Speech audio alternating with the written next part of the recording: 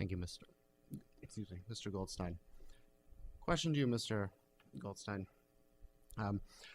What would be the process, or what should the criteria be for evaluating marijuana as a drug? Mr. Farley has mentioned FDA approval process. That is what most of the medicines go through. It's recognized as a standard.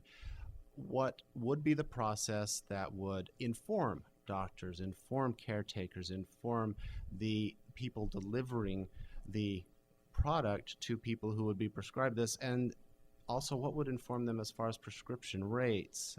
How would you do a differential on this? How would the hands-on approach be to using it in the way we use other drugs in medical use? Again, I'm not a doctor, neither is law enforcement, so I wouldn't be able to speak to the medical angle of this. But I will say, within the bill itself, if you actually read the Compassionate Use Medical Marijuana Act and you go through the provisions within, it very clearly lays out what the qualifying conditions are for this, what a bona fide patient relationship is. And I have to say that FDA approval is often the argument of opposition to medical marijuana because they know it's a non-starter. Currently, FDA approval is being sought for medical marijuana. It's been sought since the 1970s, and it's an ongoing process. In fact, in 1988, a DEA administrative law judge, Francis Young, called marijuana one of the best non-toxic substances known to man. That, along with rulings throughout the years, have been ignored by DEA and other FDA administration officials. Now, marijuana remains a Schedule I substance. The FDA cannot even look at medical marijuana until it is moved to Schedule II in the Controlled Substances Act.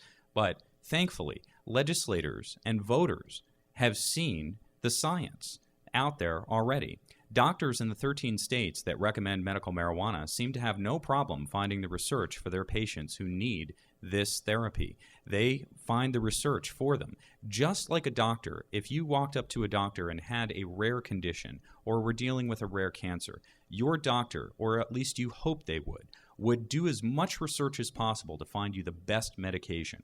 And that's what doctors are doing with medical marijuana every single day in the states that allow it.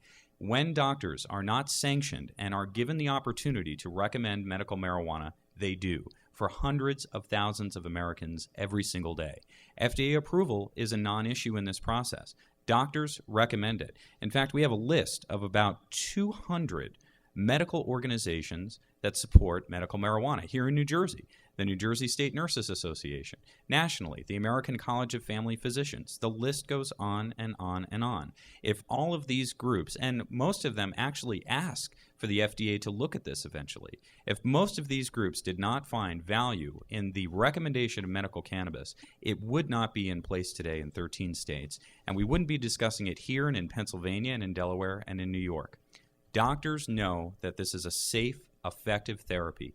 They use it when they have the opportunity to do so. And they should have that opportunity here in New Jersey. That's what we advocate for here. Thank you. Mr. Farley, rebuttal. Well, what we do know about what doctors say is, for example, in the state of Oregon, for years and years, the legislature in Oregon said, we will pass medical marijuana if the Oregon Medical Society agrees. After 10 or 15 years of debates, they finally agreed because the marijuana users and people who were trying to legalize it said about 355 people would be getting marijuana cards.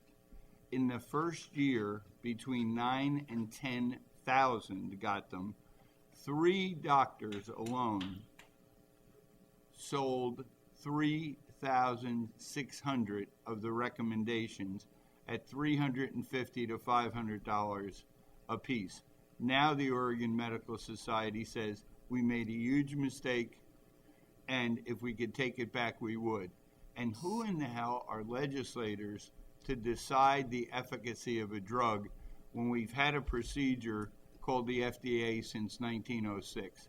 To me, that's the most ludicrous thing I've ever heard of. Time. Thank you. Mr. Farley, question to you. What policies will be in place? Oh, my apologies, wrong.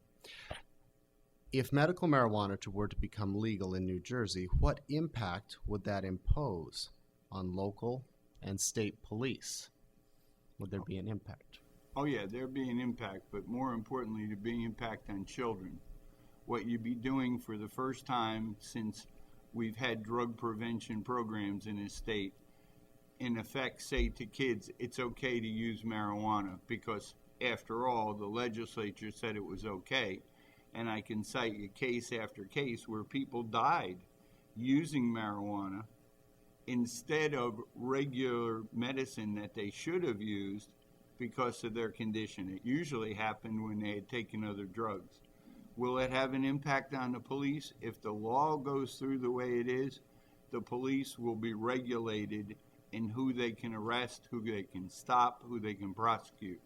But I will tell you, in the long run, they will be able to do most of what they can do today, and that is arrest people who are dealers of major quantities of the drug.